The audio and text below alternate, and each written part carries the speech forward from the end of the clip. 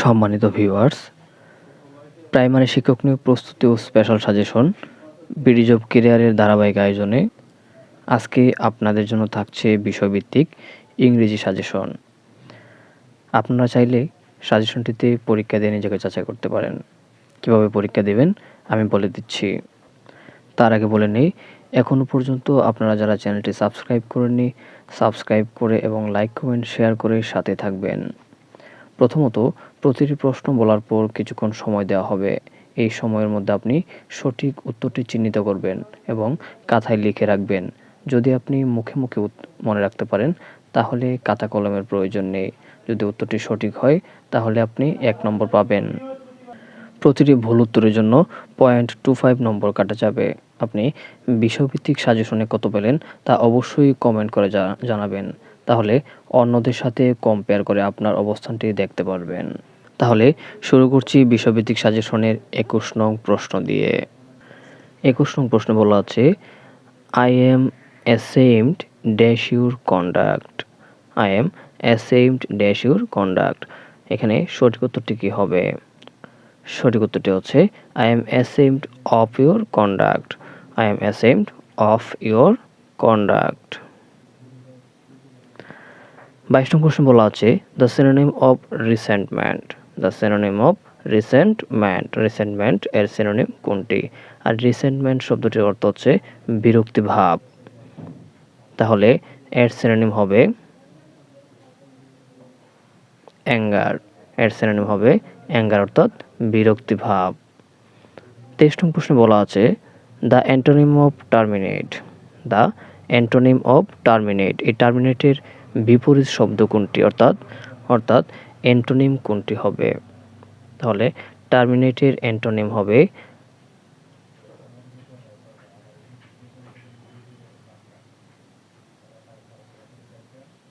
Begin. সঠিক উত্তর হবে বিগেন। অর্থাৎ টার্মিনেট শব্দটির অর্থ হচ্ছে সমাপ্ত করা বা শেষ করা, আর বিগেন হচ্ছে শুরু করা। 24 নং প্রশ্নে বলা আছে, which one of the following words can be used as verb? নিচের কোনটি ভার্ব? সঠিক উত্তরটি হচ্ছে গ্রিন। সঠিক উত্তরটি হচ্ছে green. Choose the correct spelling. Correct স্পেলিংটি নিচের কোনটি? অর্থাৎ নিচের কোন শব্দটি সঠিক? সঠিক উত্তর হচ্ছে ইন্টেনশন। INTENTION, intention. এটার অর্থ হচ্ছে লক্ষ্য অথবা উদ্দেশ্য অথবা পরিকল্পনা। 26 নং প্রশ্নে বলা আছে, নেরোফিডলস হোয়াইল রুম বার্নস এর বাংলা অনুবাদ কোনটি? আমি আবার প্রশ্ন বলছি, নেরোফিডলস হোয়াইল রুম বার্নস এর বাংলা অনুবাদ কোনটি? সঠিক উত্তর হচ্ছে কারো পৌষ মাস কারো সর্বনাশ। কারো পৌষ মাস কারো সর্বনাশ। 27 নং প্রশ্নে বলা আছে, the committee decided to differ dash meeting for a month. The committee decided to defer dash meeting for a month. অর্থাৎ এই ড্যাশের মধ্যে সঠিক ওয়ার্ডটি কোনটি হবে? সঠিক উত্তর হচ্ছে ইটস। সঠিক ওয়ার্ডটি হচ্ছে ইটস। 28 নং প্রশ্ন বলা আছে, he gave up dash football when he got married. আমি আবার বলছি, he gave up dash football when he got married.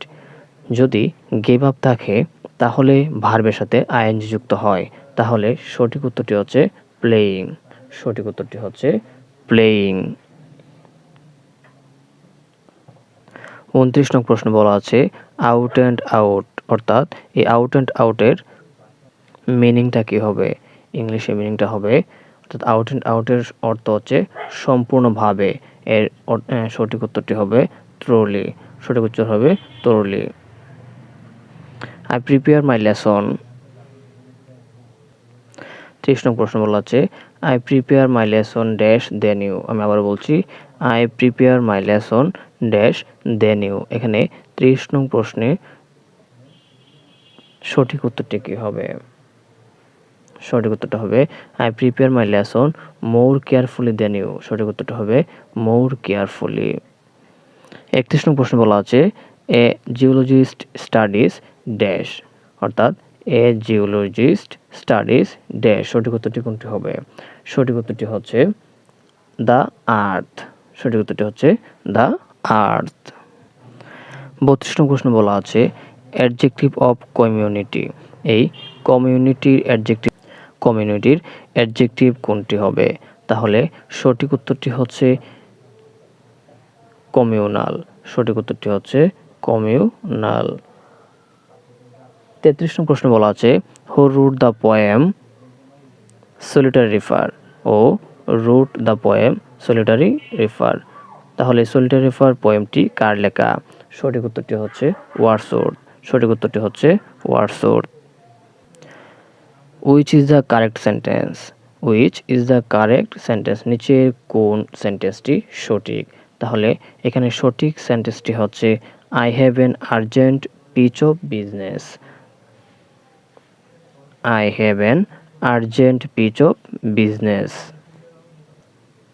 এখানে সেন্টেন্সটি কিভাবে সঠিক আমি বলে দিচ্ছি।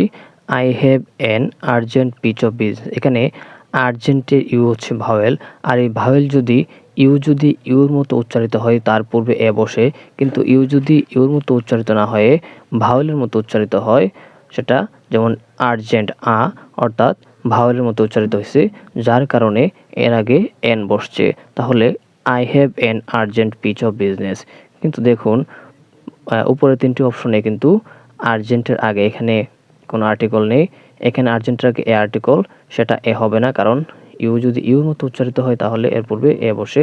যেমন পিচ হচ্ছে কনসোনেন্ট, পি হচ্ছে কনসোনেন্ট, তাহলে এটার আগে এ বসছে। ঠিক আছে, কিন্তু দেখেন আমাকে এখানে বলছে আই হ্যাভ অ্যান আর্জেন্ট, এখানে ভাওয়ালের আগে এন আছে এবং এই ইউটা হচ্ছে ইউর মতো উচ্চারিত হয় নাই, সেটা ভাওয়ালের মতো উচ্চারিত হয়, সেখানে এন বসছে। তাহলে সঠিক উত্তর হচ্ছে I have an urgent piece of business. অর্থাৎ I have an urgent piece of business. এখানে উপরের তিনটিতেই কিন্তু এই আর্জেন্টের আগে কিছু নেই, এই আর্জেন্টের আগে এ আছে, কিন্তু এটা হচ্ছে ইউর মতো উচ্চারিত হয় নাই, সেটা হয়েছে ভাওয়ালের মতো। এখানে পিচের আগে এ আছে, আই হ্যাভ পিচ হবে না, এ হবে না, এখানে I have an urgent piece of business, কারণ এই আর্জেন্টের আগে কি আছে? এন আছে। তাহলে সঠিক উত্তর হচ্ছে I have an urgent piece of business. আর এই আর্জেন্টের ইউটা হচ্ছে এখানে আর্জেন্ট, অর্থাৎ ভাওয়েলের উচ্চারণ হয়েছে। 35 নং প্রশ্ন বলা আছে she thought that I dash coming today. এখানে সঠিক উত্তরটি কোনটি হবে? 35 নং প্রশ্ন বলা আছে she thought that I was coming today. I was coming today. 36 নং প্রশ্ন বলা আছে change the verb lose into noun. Change the verb lose into noun. এই লজের নাউন কি হবে?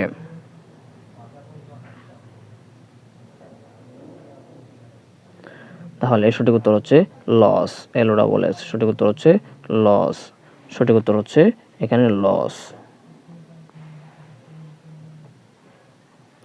37 নং প্রশ্ন বলা আছে এ writer of stories dash need of imagination. আমি আবারও বলছি, এ writer of stories dash need of imagination. এখানে 37 নং প্রশ্নের সঠিক উত্তরটি কী হবে? সঠিক উত্তরটি হচ্ছে has. A writer of stories has need of imagination. I shall compensate you dash the loss. তাহলে 38 নং প্রশ্ন বলা আছে I shall compensate you dash the loss. সঠিক উত্তরটা হবে ফর দ্য লস। সঠিক উত্তরটা হবে ফর দ্য লস। 39 নং প্রশ্ন বলা আছে it deals in rice but does not know how to deal dash the customers. আমি আবার বলছি, it deals in rice but does not know how to deal dash the customers. এখানে ড্যাশের মধ্যে সঠিক উত্তরটি কী হবে? সঠিক উত্তরটা হবে উইথ। সঠিক উত্তরটা হবে উইথ দ্য কাস্টমার্স। সর্বশেষ প্রশ্ন synonym of deplorable. Synonym of deplorable. এই ডেপ্লোরেবলের সিনোনিম কোনটি হবে? আর এই ডেপ্লোরেবল অর্থ হচ্ছে দুঃখজনক অথবা শোচনীয়। দুঃখজনক অথবা শোচনীয়। তাহলে এর সিনোনিম হবে মিসারেবল। সিনোনিম হবে মিসারেবল। তাহলে এই মিসারেবল শব্দটি হচ্ছে এখানে ডিপ্লোরেবলের সিনোনিম। এই মিসারেবল শব্দটির অর্থ হচ্ছে দুঃখজনক বা শোচনীয়। তাহলে আজ এ পর্যন্তই। ধন্যবাদ সবাইকে।